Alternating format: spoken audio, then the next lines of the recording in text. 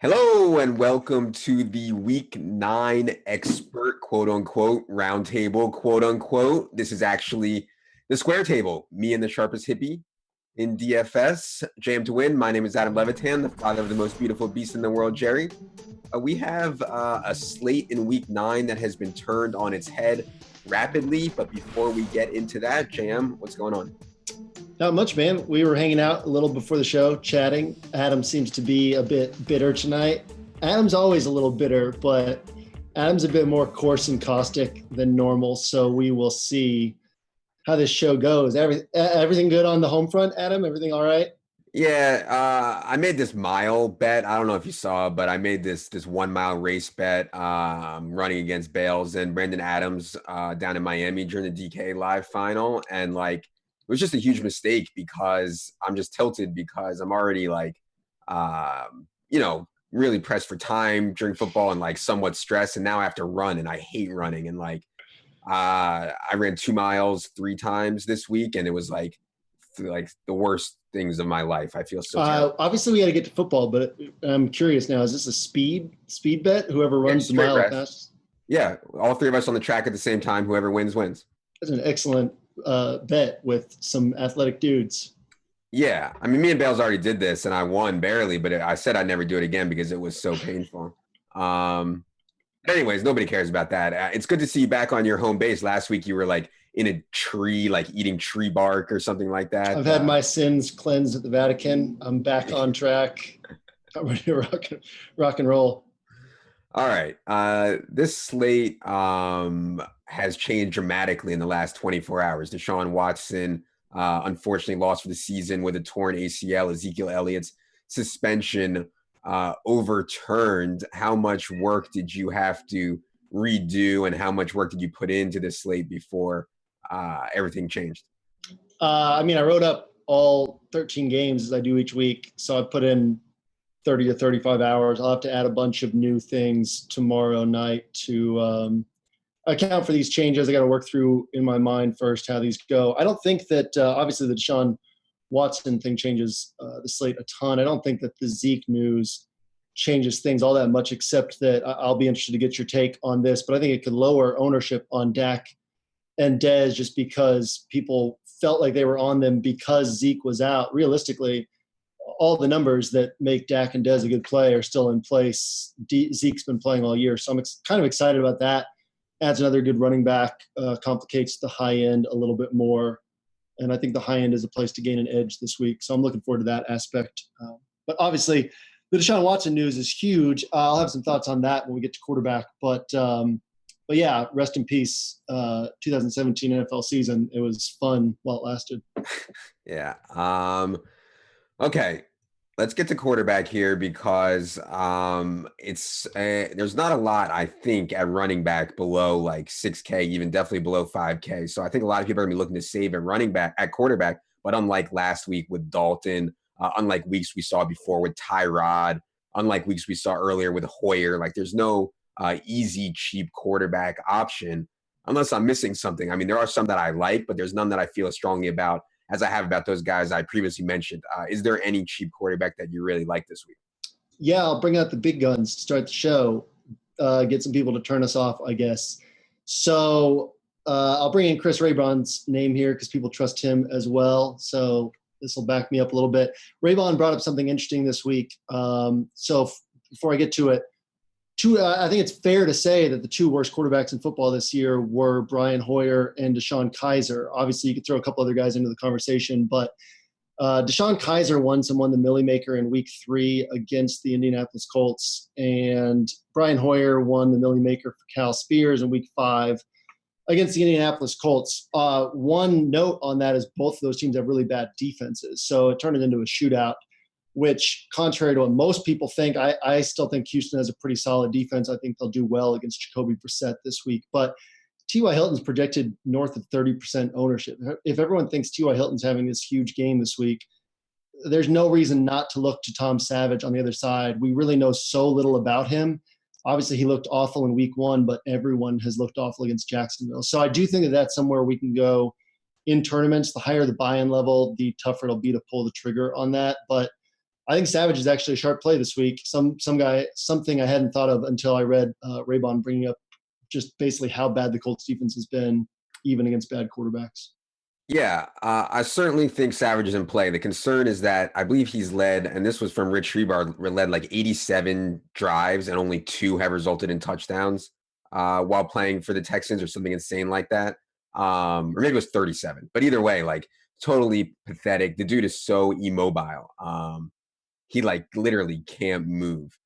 He was thrust into the starting role on Thursday afternoon / Friday. He didn't even have a full week to prepare as the starter, hasn't gotten any starters reps all season. Those would be arguments against. Arguments for, obviously, he's 4,600, like almost free against literally the worst pass defense in the league or one of the worst ones. So I don't hate it. I'm not in love with it. I would rather find a little bit of money, in my opinion, to get to Jared Goff without Janoris Jenkins, without Olivier Vernon. I think this Giants defense is a shell of its former self. And the Rams are playing the fastest neutral situation pace in the league. The Rams have viable weaponry in Sammy Watkins, who's had a lot of really tough matchups this year, but finally gets loose now without Janoris Jenkins, and also Robert Woods, Cooper Kupp, Higbee, and Gurley out of the backfield too. So coming out of a bye, really healthy Rams team. I think that Goff has a chance to play well. And yeah, it's $900. I need that $900, but I feel safer with Goff than Savage. Did you look at Goff?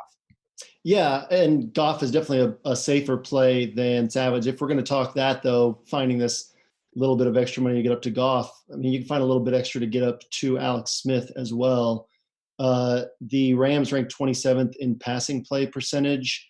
Goff is basically going to be held under 30 pass attempts every game where it's possible for the Rams to do so. And I think that against this Giants offense, missing Odell Beckham, missing Brandon Marshall, this is a week where they can do that. On the other hand, I mean, this over-under on this game took me by surprise. The Rams are second in the NFL in points scored. The Giants have a poor defense.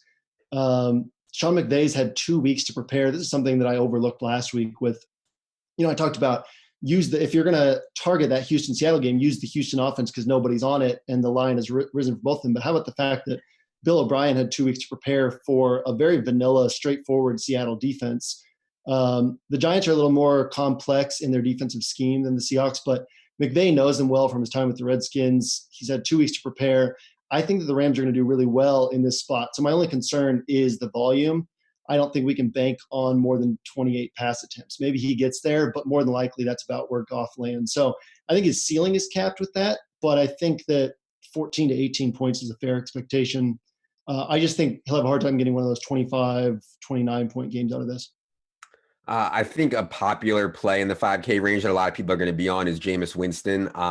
I think that the shoulder has bothered him significantly over the last few weeks. He says it's better limited Wednesday, limited Thursday, full practice on Friday for the second straight week. So I do have some concerns about the shoulder. I also have concerns that, this Saints defense has the potential to actually overwhelm. And I never thought that I'd say that about the Saints, but playing in the Superdome with Marshawn Lattimore, with Cam Jordan, two of the best players in the NFL, regardless of position, I feel like it has a chance to overwhelm. Does Jameis concern you at all at 5,800? He does concern me. I also think about the fact that last year, Jameis threw the ball close to or over 50 times. I believe it was 2 of the first 3 weeks, and the Bucs lost both those games. And after that, he threw 35 or fewer pass attempts in all but 2 games the rest of the year. So he's been north of 35 pass attempts 5 straight weeks. They've gone 1-4 in that stretch. Dirk Cutter's not afraid to pull in the reins on him. He did it last year. The Saints are 4th in pass defense DVOA, 29th against the run. So it would make a lot of sense for the Bucs to take to the ground in this matchup. But he's not, this is not a coach that's just proven, okay, we pass the ball a ton, that's what we're going to do. He's proven he's going to adjust to what's working best. So it wouldn't surprise me if Jameis ends up with fewer pass attempts. It wouldn't surprise me if he had a good game, but we need to take this Saints pass defense seriously. Marshawn Lattimore is number 1 in Pro Football Focus ratings. Ken Crawley has played really well. They're 4th in DVOA in spite of an awful first 2 games of the year. So I'm taking the Saints pass defense seriously. I'm really not that interested in Jameis myself. Again, if he has a huge game, it's not going to surprise me. I'm a believer in the Bills pass defense too, and he shredded them for 384 yards. but I don't think that that's the likeliest thing to happen in this spot. I think you're higher on the Houston defense than I am, but I do think Jacoby Brissett is in play. I've talked plenty. No J.J. Watt, no Whitney. Merciless Jonathan Joseph popped up on the injury report today as questionable as well. I think they're missing A.J. Boye a lot also on the perimeter. So I don't really have a problem with Jacoby Brissett in tournaments. I know the Brissett Hilton stack is probably going to be pretty popular considering how much Hilton's price has dropped. We can talk about him when we get to wideouts. I want to talk about Cam because I know you were on him last week, and I ended up playing a bunch of them last week, and I think the wind had a little bit to do with it, but really the Bucs' offensive ineptitude had a lot to do with Cam's bad game, I think. Bucs just could not get anything going, and Cam just had no reason. Cam still ran the ball 11 times. Cam is averaging over 9 rushes per game over the last 5, and now he gets a spot at home against Atlanta, where I think that Cam has a chance to kind of break out of this funk that he's in. That Chicago game was that really weird weather game against an underrated Bears defense. That Eagles game was really tough on a Thursday night against one of the best defenses in the league. So I think this home game against Atlanta is an interesting spot for Cam to bounce back. Are you back on the Cam train this week? I am in tournaments. Yeah. Atlanta's 25th in DVOA against the pass. They're 26th in adjusted sack rate. It's a pretty similar setup to what Cam had last week against Tampa. I agree with you that the wind was part of it. I think, though, we just have to acknowledge Cam is an inconsistent player at this point. I thought I had it figured out with that Cam had played poorly against teams that got after the quarterback well. Panthers have that poor offensive line. So I thought that he was basically a lock last week. I did not end up using him in cash, but I spent the whole week trying to find a way to make it up to him in cash with a team that I would feel good about. So, after dodging that bullet last week, I had a lot of him in tournaments, but thankfully still had a profitable weekend without him in cash. So he's off my cash game list at this point. But I think that, like you said, the upside's still there. He's shown it a couple times already this year. He can legitimately get 30 to 35 points. I don't think that there's anything that we can point to in matchups at this point that lead to us saying, okay, this is the week that he's going to go off. Grant Neiford pointed out on my Monday Night podcast with him that Cam has done well against teams that force fewer turnovers. So maybe that's something. Atlanta doesn't force a lot of turnovers. But I think we're just grasping at straws outside of it's a good matchup and Cam has upside and he's also inconsistent. Yeah. For me, the big thing is he's running again, and he's running a ton again. And yeah, I mean, Atlanta has almost as bad of a pass rush as Tampa Bay. I think Dak will be somewhat popular, maybe less popular now that Ezekiel Elliott is on the slate. So what are your thoughts on that? Would you rather play Dak and Dez than Zeke at this point? I'm playing Dez on DraftKings no matter what, which we'll get to. I don't think that's a hot take. Dak, I mean, look at we've been targeting him all year around this price. Typically he's going to get you 20 to 30 points. Nothing changes. It's the highest projected total on the week. It's one of the best possible matchups for a quarterback. Ezekiel Elliott's there. Ezekiel Elliott's been there every other game this season as well. So I love Dak. I love Alex Smith this week. I think those are two of the top quarterback plays. And obviously Drew Brees is the other one. I think that I'll probably be choosing among those three guys on my main team. And then branching out from there in tournaments, I just think that pricing is condensed enough at quarterback that I'd much rather go to these guys who, find a little bit of extra salary to go to these guys who I just feel a lot better about. Someone like Alex Smith, who, he has, 6 300-yard games in his career coming into this year through 12 seasons, but he has 3 this year. This is a different offense. It's a different setup. He's attacking downfield. I think that this game's going to be back and forth. So I'm fine with either of those quarterbacks. I'm fine with Drew Brees. I'd like to get your thoughts on Brees for sure. Yeah, certainly like Brees. Averages over 4 more DK points per game at home versus on the road. The concern you can make with Brees is that this team has gone far more run heavy and been effective on the ground with Ingram and Kamara. But you could also make a case that this Tampa team, you want to attack through the air. And if Ingram fumbles again, or if Ingram is limited due to fumbles or whatever the case may be, which I kind of don't think he'll be, but regardless, they could go to more Kamara, which would lean to more pass heavy too. So yeah, I think Brees is perfectly fine. I think Russ is a smash play again. I would consider Russ probably a notch above Brees for just 300 more. I mean, when this Seattle team's run game is just like the worst in the history of the world, it sounds like they're going to try to feature Eddie Lacy this week, which is going to be a disaster. So I expect the whole game to be on Russ once again. And now that we're deep in the year and he's apparently off sex again, I think that he is going to keep performing. So yeah, I think Russ a cut above Breeze, and I think both those guys a cut above Dak for me. But yeah, I'm having trouble finding the cap space to get to those guys, honestly. Yeah. So Breeze, you brought up the same concerns I have. I think that his ceiling is what everybody expects. We have to acknowledge his range of outcomes is way broader than it's been in the past. It wouldn't surprise me if Breeze throws for 350 and 4 touchdowns. It also wouldn't surprise me if he throws for 280 and 2 touchdowns. They rank 20th in pace of play this year and 21st in passing play percentage after ranking 3rd and 5th last year in those categories. So a lot of that's just because they've had leads and they've been able to turn to the run. But like I said, I think that this Saints pass defense is for real. So I think that they can do the same thing this week. And then, yeah, Russ is the other guy that I've been toying around with on my rosters this week. And I overlooked him when I was mentioning those other 3 quarterbacks. And again, I mean, I hate Darrell Bevel. I hate the way he runs this offense. I hate how he waits till the 2-minute warning to get aggressive every single week, or waits until, a team puts up a couple touchdowns to get aggressive. But they literally can't run the ball. So everything has to go through Russ. And I think that's, definitely one of the top 4 plays among those other 3 guys. All right. I think that's it for on the board plays. What about off the board plays? Anything? Hey, I gave Tom Savage. I mean, that's not off the board at all. He's gonna be like 7% owned. No way. 7% owned. Maybe like a DK Millie Maker, I'll say like 5.5, 6. Oh, I'll say 3. Okay. No, I mean, that's I don't need to go any more off the board than that at quarterback. What about you? The only other guy I have somewhat off the board is Matt Ryan. Probably wouldn't pull the trigger there, but he's only 6,200. I mean, that's really cheap.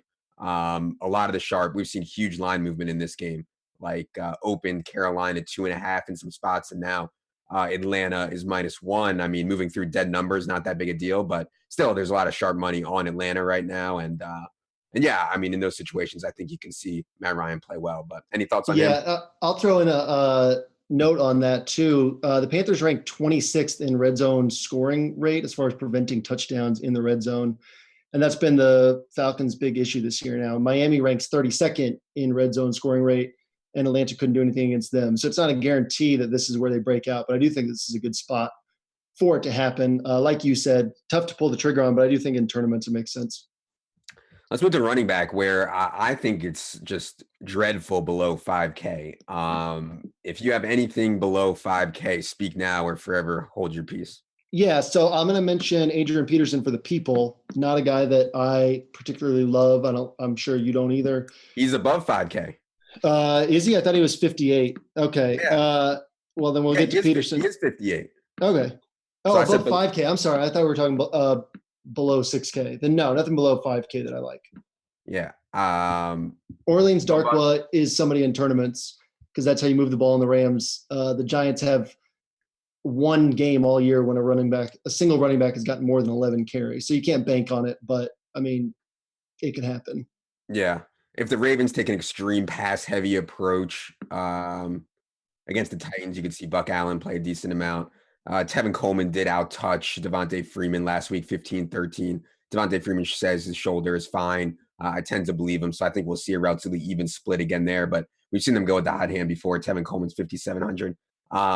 Yeah, in the 5K range, I won't be playing Adrian Peterson for 5,800, but it's certainly a good matchup, as you said, and they are going to try to feed him a lot with Drew Stanton under center. What about the other back in that game? Carlos Hyde is only 5,200. Yeah, so Carlos Hyde has 17 targets the last 2 weeks, but he has 8 catches. So, I mean, it's kind of iffy. Like, I ended up with Kendall Wright last week in cash games, with the thinking being the Bears were going to be forced to pass. Well, Kendall Wright got 8 targets for 3,500. Like, you take that every time, right? But he got 2 catches because Trubisky was throwing to him. I kind of think we're looking at the same thing with Hyde. 8 targets sounds awesome for a running back, 5,200. These are not turning into high-quality targets. So I think it's still iffy. I like Hyde. Tough matchup. Obviously, they're going to be throwing to him. But I'm not really certain where I stand on him yet, just because if he's only going to catch 4 balls, it doesn't make a difference if it's 8 or 9 targets or not. So I think he's a bit thin for cash, definitely viable in tournaments. 2 other guys in that price range that a lot of people are probably overlooking are DeMarco Murray and Derrick Henry. The Ravens are facing the most running back rush attempts per game in the NFL, the fewest pass attempts per game in the NFL. So that's the way to attack this team, and the Titans are already one of the run-heaviest teams. So the Ravens have been facing just under 30 running back carries per game. Basically, we're looking at probably 16 to 18 carries for DeMarco and around 14 for Derrick Henry. So I don't think either of those are awful plays in that price range. I know that the Ravens are probably better now with Brandon Williams back, but throwing 3 or 4 catches for DeMarco and 16 carries, I think that he could pay off at 5,400. Yeah, they'll be very low owned because with DeMarco healthy, nobody really wants to mess with a timeshare. I think the ownership will be concentrated pretty heavily in the 6K and up range at running back, starting with Lamar Miller, who is 6,200 as a big home favorite. I kind of think his outlook is weakened, not enhanced by the injury to Deshaun Watson. There's no threat of the mobile quarterback. They are more likely to stack the box. The Colts are against Lamar Miller, who has already struggled with efficiency problems under 4 yards per carry this year. That said, I do think he will get 16 to 20 touches for 6,200. What's your take on Lamar Miller? Likely ownership probably around 20%, I would guess. I think this is recency bias at its finest. If he hadn't scored last week, I don't think anyone would be talking about him. His price would be around 5,400, and this wouldn't be a guy that people would be flocking to.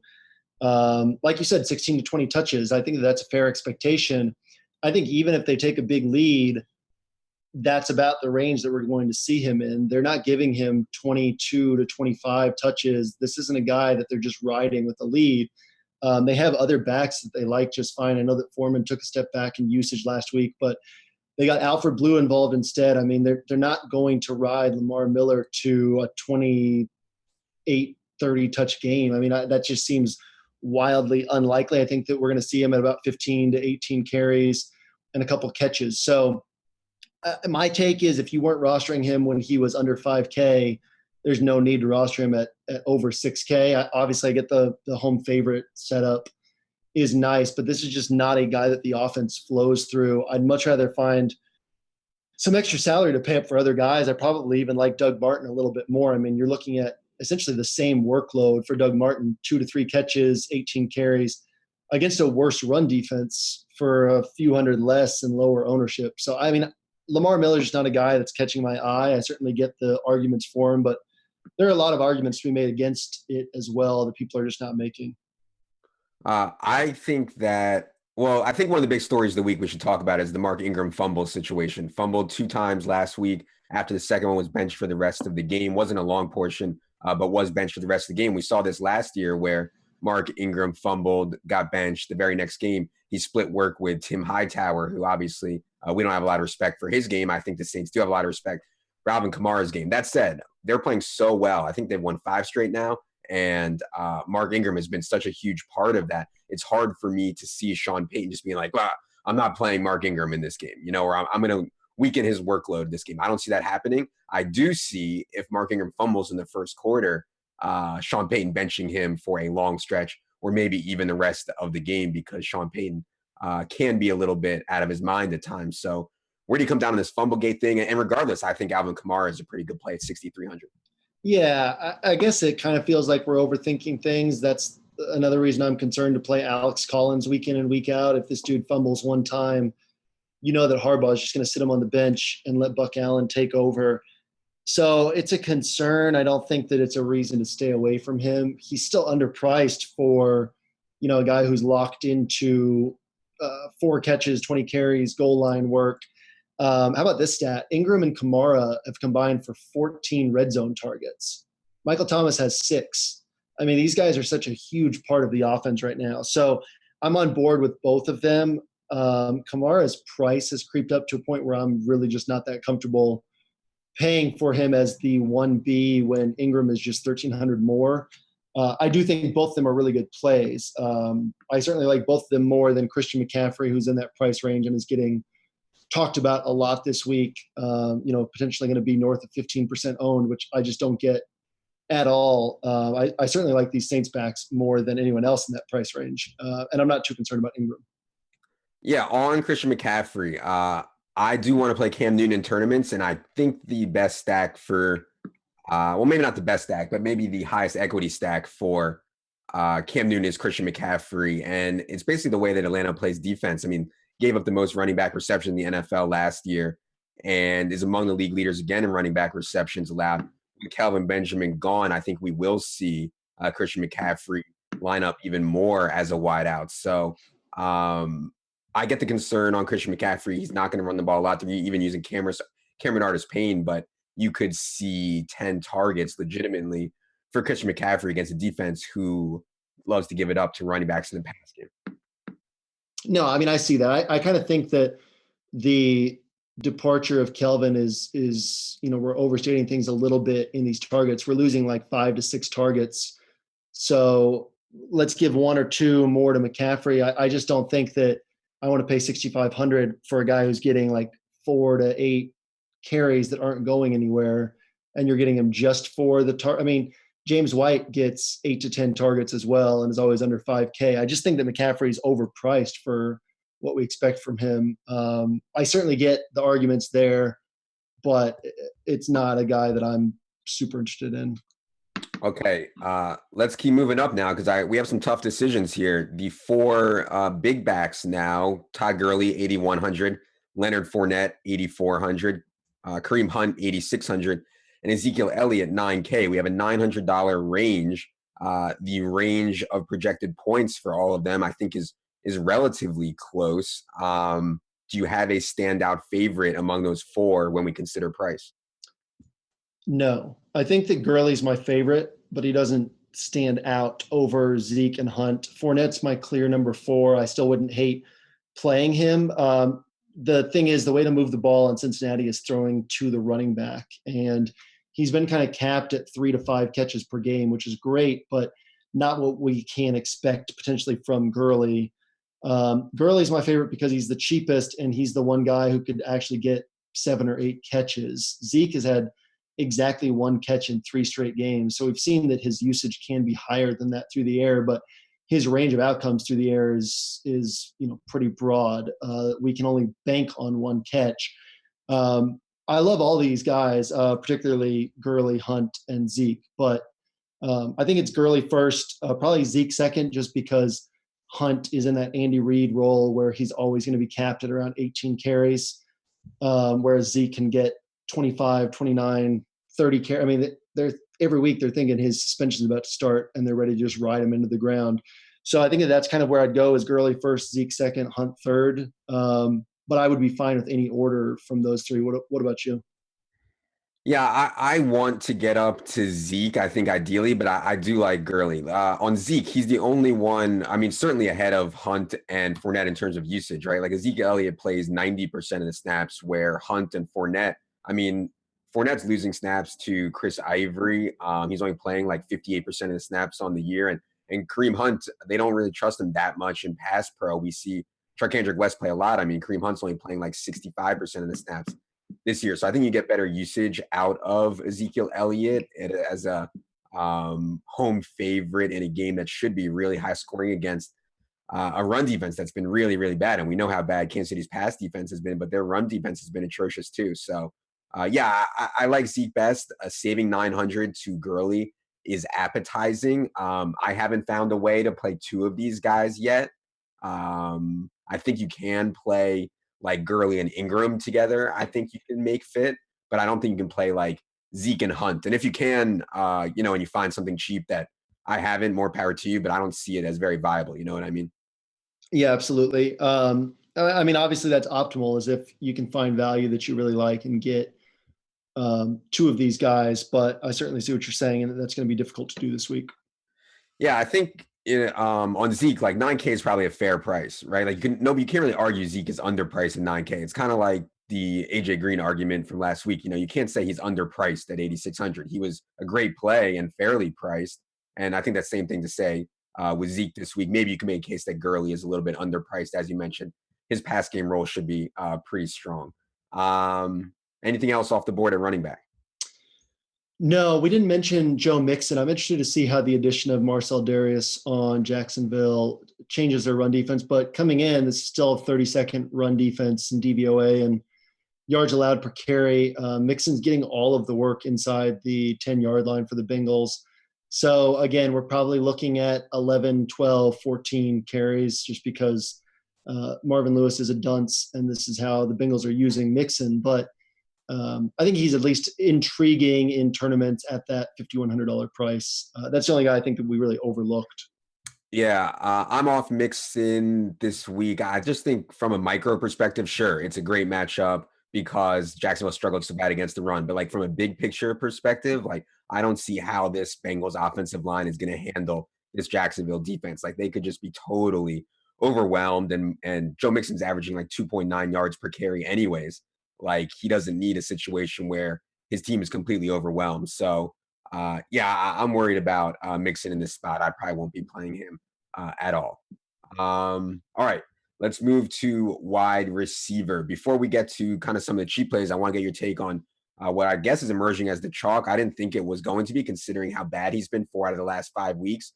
But T.Y. Hilton is down to 4,900, cheapest he's been since 2013. I think he has a pretty good matchup. I know you kind of disagree, but I think he will see 8, 9 targets for 4,900. Are you thinking about going for a T.Y. Hilton fade? I'm definitely thinking about it. I am currently planning to. And here's the thing. The entire weekend will likely hinge on whether or not you play T.Y. Hilton. I mean, he's 4,900. He's going to be, right now, we have him projected at 35% ownership. And you're talking about a guy who's 4,900 and 35% owned who can get 30 points. If he gets 30 points and you don't have him, you're in really tough shape. If he puts up under 10 points, as he has in 6 out of 8 games this year, then you're in great shape fading him because you can get more points per dollar there. I mean, Hilton's matchups have been atrocious. Cincinnati, Jacksonville, Seattle, Patrick Peterson, the Rams. It's been a really tough schedule. And Cleveland and Tennessee were the 2 teams he went off against who have poor pass defenses. With that said, Houston has allowed the 7th fewest receptions to wide receivers. I saw in Evan's matchups article, he brought up, what Paul Richardson and Tyler Lockett did last week. But again, you're just looking at guys who are great in contested catch situations, and Russ was just throwing it deep to them in one-on-one coverage. I just don't see Brissett being able to do that to Hilton. So I would not at all be surprised if he finishes with 6, 7, 8 points once again. If he were going to be 10% owned, I would have zero interest in him. The one thing that might pull me toward him, I mean, this guy's probably going to be, 60, 70% owned in double ups this week. So, yeah, I mean, the entire week kind of hinges on what you do with Hilton. I still don't like him. I may end up playing him just as a hedge in cash games, but I think he'll probably be a complete fade for me in tournaments, and I won't be surprised if I end up without him in cash games as well. All right, let's talk about a couple guys below him that I think are gaining some traction, perhaps. With Pierre Garçon out, we know that the 49ers will start Lord Aldrick Robinson across from Marquise Goodwin with Trent Taylor in the slot. However, I do not know who Patrick Peterson will shadow. I mean, from where I'm sitting, Marquise Goodwin does not deserve Patrick Peterson's respect. And as much as I love Lord Aldrick, I don't think he deserves Patrick Peterson's respect either. My initial lean is that he'll just play his side. So I'm curious to get your take on that. And also, we have this CJ Beathard situation. Like, is CJ Beathard the absolute nut low? Like, can we not use any pass catchers with CJ Beathard whatsoever? That would be my take. I can't see a justification for playing Lord Aldrick over a couple of these other guys that we'll touch on that I assume we both like. Yeah, I mean, when I broke down this game earlier, I said, if Garçon misses, Patrick Peterson could shadow Goodwin. He could shadow Aldrick Robinson. He could stick to his side. I mean, we really don't know. My assumption is he'll stick with Aldrick Robinson because he almost always does shadow, and Aldrick Robinson sets up more as the kind of guy that Patrick Peterson would match up against. But, I mean, I'm fine staying off all of these guys. I just don't see it as a good spot, especially with Beathard under center. Let's talk about the Rams receivers, Cooper Kupp, Robert Woods, Sammy Watkins. I mean, Sammy Watkins' schedule has been absolutely brutal so far, and maybe that's why he's seen less volume than Robert Woods, but the raw numbers are Robert Woods like 6.2 targets per game, Sammy Watkins 4.1. Who do you like between Woods and Watkins and Kupp this week? So Kupp has the toughest matchup against Dominique Rodgers-Cromartie in the slot, so I'm not that interested in him. Robert Woods, his usage doesn't really lend a ton of upside. I guess I'd be fine playing him. Sammy Watkins is one of my favorite tournament plays. You mentioned the matchups. Washington in week 2 has allowed the third fewest receptions to wide receivers. Dallas, who obviously we think of as a great team to attack, but they are pretty good against perimeter receivers. Then Seattle, Jacksonville, and Patrick Peterson. It's been a really rough run for Watkins. The usage has been so low that I can't go there in cash games. I can't feel safe about it. I maybe can't even go there in high dollar tournaments, but I think that Watkins has a shot to be one of the top plays on the slate. Given his talent, given the fact that the Giants have benched Janoris Jenkins this week, just a lot of things line up well for Watkins to post a big game coming off the bye. Quickly at stone minimum range, Albert Wilson is out. Demarcus Robinson was one of my favorite plays in the preseason. Had a really big game for me 1 week, so I kind of have a soft spot in my heart for him. This role in Kansas City's offense, however, has been so low usage. Do you have any interest in Demarcus Robinson or the Carolina punts, Russell Shepard and Curtis Samuel? No interest in Russell Shepard just because it's just slot routes. It's low A dot routes. Curtis Samuel is a wait and see for me. I do think that they could get him into that Ted Ginn role. So if you wanted to roll with him in a low dollar tournament, I'd be fine with it. I don't think I can actually risk serious money on him. Demarcus Robinson is a guy I completely overlooked till I read Evan's matchups column. I think that's a really sharp play. I think at 3,200, it's a great play this week. Like you said, I mean, this really, he's essentially the fourth pass catcher. He's going to be behind Kelsey, behind Tyreek Hill, behind Hunt, but he should still get 5, 6, 7 targets in a likely shootout. So at 3,200, he's not a guy that I can lock in and say, yeah, he can give me 20 points, but I do think he can get 8 to 12 points this week. So I like that play quite a bit at 3,200. All right, let's get into this kind of mid-range, kind of the chalky plays in there, which I think will be Devin Funchess, which I think will be Dez Bryant, which I think to some degree will be Doug Baldwin, Michael Thomas. You said you're locking in Dez at 6,400. I agree. His price has dropped to the point where you could argue now he is underpriced. This is an awesome matchup for Dez. I assume you prefer him significantly to Baldwin and Michael Thomas. Yeah, I mean, Dez is first in the NFL in red zone targets, second in targets inside the 10.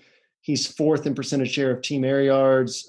Kansas City's allowed the third most yards to wide receivers, the most touchdowns to wide receivers. They only allow about a 53% completion rate because that man coverage with good corners is, able to knock away a lot of passes. But when completions are made, it's just tons of upside after the catch. I think this sets up perfectly for Dez to have a huge game. A worst case scenario, his floor is still around 13, 14 points. He's not going to kill your team. And I think he has serious 30-point upside. So Dez at 6,400, I think, is really the most underpriced guy on the slate as far as expectations. So I'm fine locking him in. I'll give you my thoughts on Funchess and then interested to get your take. 8 targets, 8, 9 targets is what he's been seeing, right? I mean, so maybe he gets 10, maybe he gets 11. The one thing that makes me like him a little bit more with Kelvin gone is he's been used in this possession receiver role. The dude's 6'5", 236 pounds, so they can use him downfield. I don't think he's going to add more than 1 or 2 more targets. He might add more downfield looks. So I'm kind of concerned that maybe his floor is still these 7 or 8 points he's been getting. If he gets more downfield looks, then his upside rises quite a bit more. I don't think he's a lock at 5,400, especially in tournaments with where ownership is likely to be. What are your thoughts on that? Yeah. First of all, Devin Funchess, I don't think is very good, right? So that's the first thing right there. Anytime you have a guy as chalk who really isn't very good, that concerns me. I think for cash, he makes sense because he's only 5,400 and he should see, I think I projected him for 8 targets, which I know is what he's been seeing. That's somewhat conservative. I think 9 is probably realistic. And also you can make a case that now that they've diversified their wide receivers, Funchess is their best red zone target. I mean, with Kelvin gone, Greg Olsen isn't back yet. Now they have, Shepard and Samuel and McCaffrey. You could say that any jump balls they want to throw at the goal line or whatever will be going to Funchess. So I think he's fine. I think he's a pretty good fade for tournaments if you think he'll be, 20, 25% owned, which I think he will be. Any thoughts on Sterling Shepard? On my first look, I was like, man, Sterling Shepard's going to see a ton of targets, but Eli and this offensive line scares me so bad. I don't know if I can pull the trigger. Yeah, I'm in the same boat. My first inclination was to just lock in Shepard at 5,200. It's still a tough matchup. Yeah, probably 8 to 10 targets. We really don't know with Shepard. I don't think he is playable in cash. I think that there's obviously upside in tournaments. We want to talk about 8 targets. Deshaun Jackson's seen 8 or more in 3 of his last 4 games, and Mike Evans will be getting the Marshawn Lattimore treatment. So I think Deshaun Jackson is just as viable as these other guys. He has more air yards than Mike Evans this year. He has one of the deepest A dots in the league. Obviously, a high variance play, but in that price range in tournaments, I think Jackson's a better play than these other guys that people will be flocking to more heavily. All right, let's go back up towards the top range here. We haven't seen a blow-up game from Michael Thomas yet this year. We know how bad Tampa is against wide receivers. We know Michael Thomas is #good. This does set up well, I think, for Michael Thomas as long as Drew Brees has to throw it a bunch. Michael Thomas is 7,200. How do you feel about that tag?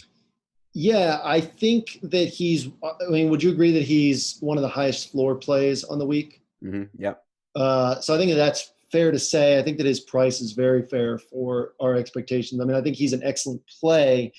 When you compare him to what I want to do at running back, I still have kind of a hard time using him only because, again, 6 red zone targets on the year, I believe 2 inside the 10-yard line. He's just not being used the way he was in the past. So I think that his floor is extremely high. His ceiling is as high as it's been, in past seasons. This is still a guy who can go off for 100 yards and 2 touchdowns. I think his chances of hitting that ceiling are lower than they've been in the past. So I'm totally fine with anybody wanting to play him. I'd be happy if he lands on my team. He's not a guy I'm prioritizing, though. Not a guy I'm moving around salary to make sure I get. I think the key point on Michael Thomas is with the improvement of the Saints defense lowers the ceiling, right? Because you're not going to see Drew Brees most likely throw for like 450 yards anymore. Whereas before, home games for Drew Brees was like, well, how many yards is he going to get? 300 or 400, And now it's like, well, we have concerns. How many times is Drew Brees even going to throw, even in the Superdome? So I think exactly. So yeah, I think that's the concern there. Mike Evans, we talked about with Marshawn Lattimore. I think a play that people are going to make is Julio Jones. It's like, the clock is at some point going to strike, they feel like, for Julio Jones. He will be shadowed by James Bradberry, who is just okay. I don't think James Bradberry is necessarily a guy we have to avoid. I don't see why this, though, would be a spot for Julio Jones to blow up versus any other spot we've seen this season. We know he's only getting 8 targets per game. He's priced as somebody who's getting about 8 targets per game at 7,800. Do you see any reasons that this could be a spike week for Julio? Yeah, and if we take out the game in which Mohamed Sanu got hurt, Sanu's averaging 7.6 targets per game. So their usage as far as just targets is not that different. They each have 7 red zone targets. Julio is averaging like 34% of the team's air yards, while Sanu's at 16%. So they're not the same ceiling, but they're basically the same floor right about now. No, I don't see any reason why this is the week. I certainly see the temptation, though, that you have a generational talent who's being underused and his price keeps dropping. At some point, this dude's going to go off for a monster game. So I would not begrudge anyone wanting to play Julio. There's nothing in the matchup that leads me to say that this is the week it'll happen. It would not surprise me if it is, but listen, matchup doesn't matter with Julio nearly as much as it does with other players, right? It's just the usage is so maddening. So if the usage is there, sure, I expect him to go off, but I can't predict that the usage will be there. Before we get off wide receiver, we need to get your take on the Seattle situation behind Doug Baldwin. A lot of people are going to be chasing those huge gains from Paul Richardson and Tyler Lockett. I think Tyler Lockett's the more talented player. He's seen a little bit more targets lately, but Paul Richardson is on the field more. Paul Richardson has seen more targets inside the 10-yard line. Do you have interest in either of them as their prices have come up to 46 and 4,700. I know Redskins have been tough on perimeter wide receivers, a lot due to Josh Norman. But do you have any preference or interest in those guys? No and no. Maybe I'll come around to them as the week moves along. Seattle's always kind of the last offense that I'm willing to get on just because of how much I hate the way that they run their offense. But yeah, I mean, I'm not in the habit of attacking teams, wide receivers against teams that allow the third fewest wide receiver catches in the NFL. I'd be fine with it, but those guys don't stand out to me. All right, I'll throw a couple off the board plays at you. Corey Davis may not play a full complement of snaps. He has an awful matchup, but this dude is extremely talented. Saw 10 targets in week 1 before hurting his hamstring.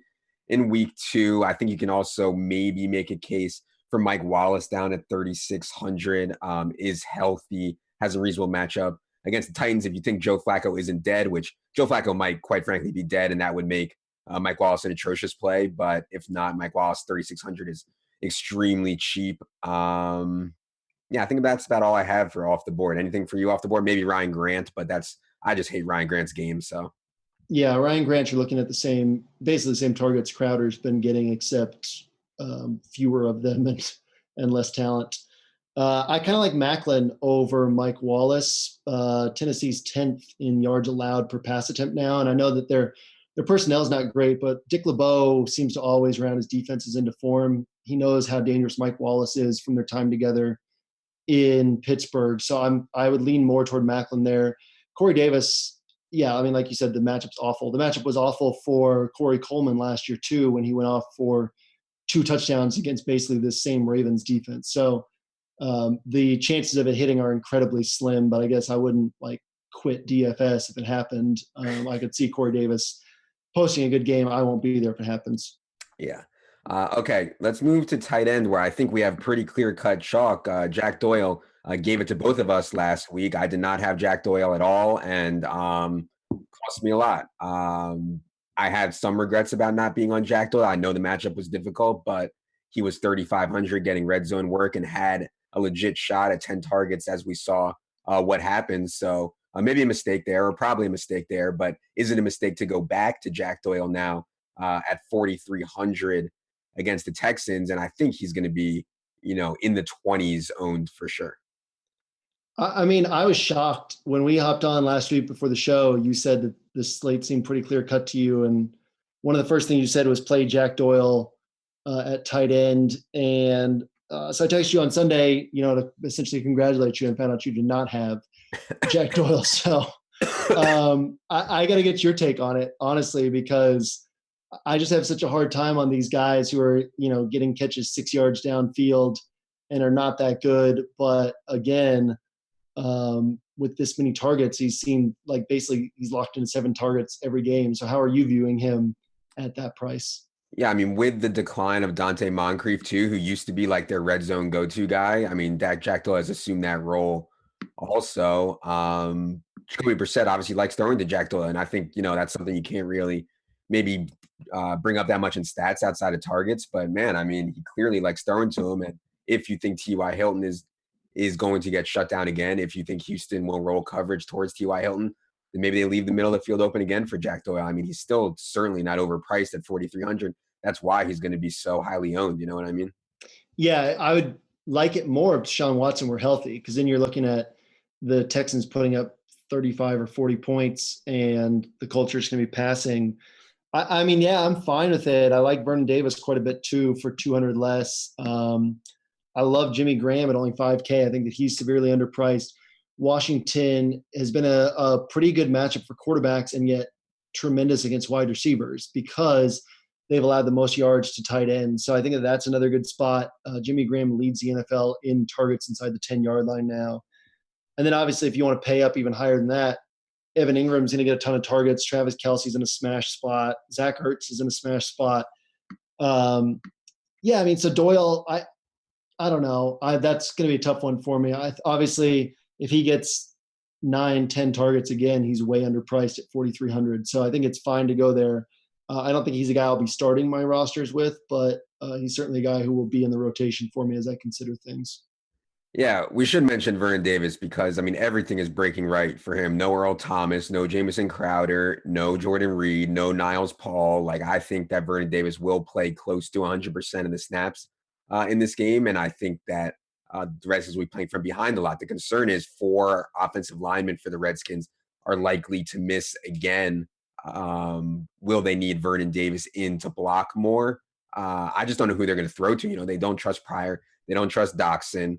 Ryan Grant is not good. You know what I mean? Like, I don't even know what the Redskins game plan in this game is other than just like go out there and get smashed. Yeah, or dump the ball off to Chris Thompson, who I would love to play, except, at his price, it's really tough to justify that going there, just saying, well, they're going to throw to him a lot. And Vernon Davis is getting a lot of his targets pretty far downfield, which they might not have time for that to develop. So, yeah, it's tough. I think that the upside is higher than it is on Doyle, but the floor, we'd have to say, is lower. Vernon Davis, it shouldn't shock us if he only sees 4 or 5 targets. So, yeah, I think that's basically what we have to look at Vernon Davis as, is a higher variance play, a guy with a lower floor than Doyle, but a higher ceiling, certainly viable in tournaments for that fact. Are you hearing anything on Delaney Walker? I mean, is there any chance that Jonnu Smith is going to get all the work this week, that Delaney Yeah, will I be mean, out? Or bone bruise in the right ankle for Delaney Walker sounds like he's truly questionable, but this dude always seems to play. So, how much is Jonu? I didn't even notice. 3,400. 34? 34. God, like where do they get these prices from? How Aldrich is 4K, Jonu is 34. That's crazy. What about like total punt? I had some questions about Tyler Higbee. We know about the matchup against the Giants. The problem for me is Higbee continues to split time with Gerald Everett and doesn't run a lot of routes. Do you have any thoughts on Higbee or anybody? Punts, Dixon, I think people might want to punt with. Watson, I don't know. I think at Dixon, we're going to see 5 targets, and that could creep up to 6 or 7 with Kelvin Benjamin gone. But he's been reliably locked into 5 targets. What does that mean? We've seen how low his floor is with 5 targets. We've also seen that he has some ceiling. So I don't think he hits his ceiling, but I think that he's a viable punt in tournaments because of what we've seen him do, I guess just once. But we've seen that he can post big yardage. I know there was a broken play in that game, but he has some more downfield to his game than people think. I think Ben Watson also is a guy that we can look to if we're talking punts in a game where, let's say Tennessee's successful running the ball and they take a 2-score lead. Baltimore has to pass. I think that Ben Watson is a guy who could get involved. Again, he's like seeing the average depth of target of like 5 yards. So upside is not huge, but if you're going to absolutely punt, I'm fine with either of those guys. All right, let's move to defense where we have been running absolutely pure. I think a big question a lot of people have now is Tom Savage is starting. We know he's not good. The Colts are the stone minimum 2K. The Colts are not a good defense. Can we play the Colts at 2K? I want to hear your take, Mr. Cowboys at 2,300. Yeah. So my concern is that we're going to see a run heavy approach from whereas the Cowboys were playing the Redskins, right? And the Redskins like never take a run heavy approach. You know what I mean? Like I'm looking for teams. I'm looking for defenses against playing teams that are extremely pass heavy. That week we used the Saints against the Lions. You know, like the Lions will skew towards the pass. So I expect the Texans to be extremely run heavy and try to control the football, which wouldn't lead to a lot of chances for Tom Savage to make mistakes. That said, they're 2K. If you need the savings, I certainly don't hate it. I just don't feel like it's super strong whatsoever. I mean, this is not an aggressive, attacking, overly talented defense.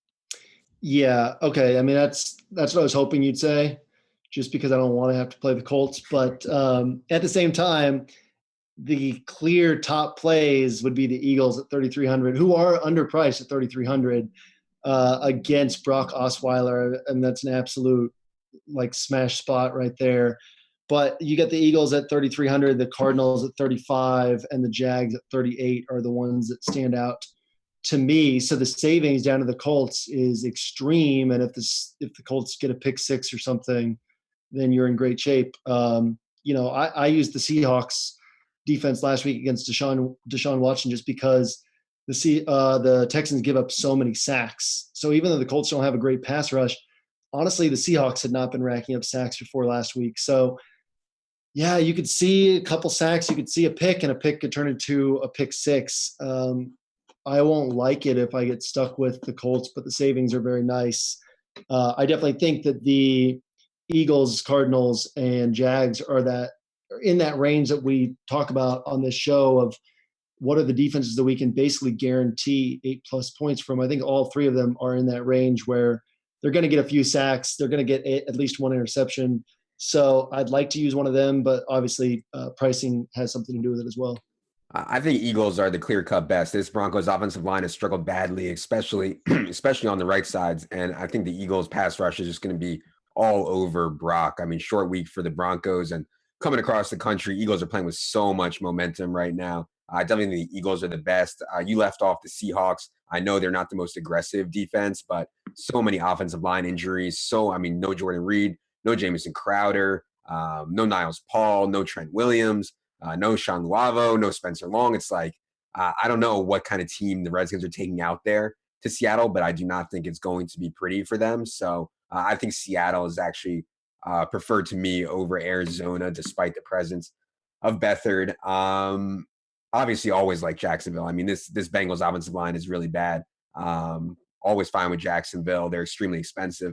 Anything below the Eagles, but above the Colts, you like. Denver is the cheapest I've seen them probably since I started playing DFS. I mean, the Broncos are 2,600. The Bengals are 2,800 and a very good defense playing Blake Bortles, but we don't expect a lot of pass attempts from Blake Bortles. The Rams are 3,100 and facing this Giants offensive line, which has struggled pretty badly at times, and Eli Manning, who I think is pretty much done. Any of those pique your interest? No, I mean, I think that if I'm going to get that close to 3K, I want to go to the Eagles at 3,300, who, like I said, I think are pretty severely underpriced for what we can expect from them. I think if I'm paying down, you got to go all the way down to the Colts to really justify it and just say, okay, I'm going to take 2K, plug them in, hope for 6 to 8 points, hope these other defenses don't top 12 to 15 and just roll with that. Yeah, I got a question this week on my podcast. Like, do you feel like defense/special teams has swayed weeks more often than usual this year? And my answer was yes. I don't have the data to back it up, but it does feel like defense has really swayed things this year more than usual. I don't know if that's just in my head.